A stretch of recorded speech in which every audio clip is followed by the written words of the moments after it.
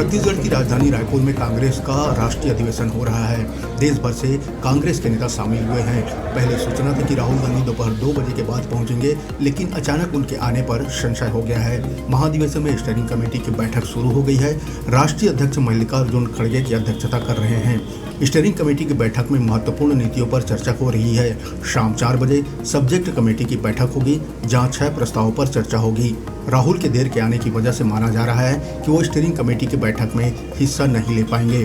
प्रियंका गांधी शनिवार को पहुंचेगी, ऐसा बताया जा रहा है। हालांकि एक चर्चा यह भी है कि प्रियंका महाधिवेशन में शामिल नहीं होगी। अभी जारी स्टीयरिंग कमेटी की बैठक में महासचिव के सी वेणुगोपाल, जयराम रमेश समेत करीब 50 केंद्रीय नेता शामिल हैं।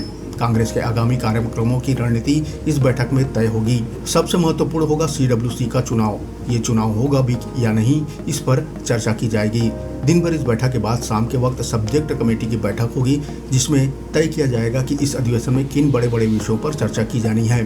चर्चा के बाद उन संबंधित विषयों पर रणनीति बनाई जाएगी। पार्टी को जनता के मूड के हिसाब से सलाह देंगे कि क्या करें और क्या ना करें। 25 और 26 फरवरी को क्या क्या होगा, एक बार इस पर भी नजर डाल लेते हैं। 25 फरवरी को राजनीतिक, आर्थिक और इंटरनेशनल अफेयर्स पर चर्चा के बाद प्रस्ताव लाए जाएंगे।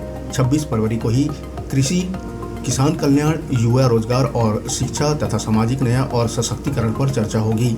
26 फरवरी के ही 2 बजे कांग्रेस अध्यक्ष खड़गे का अंतिम भाषण होगा। 4 बजे पैदल रैली होगी, जिसमें कांग्रेस के बड़े नेता जनसभा को संबोधित कर सकते हैं।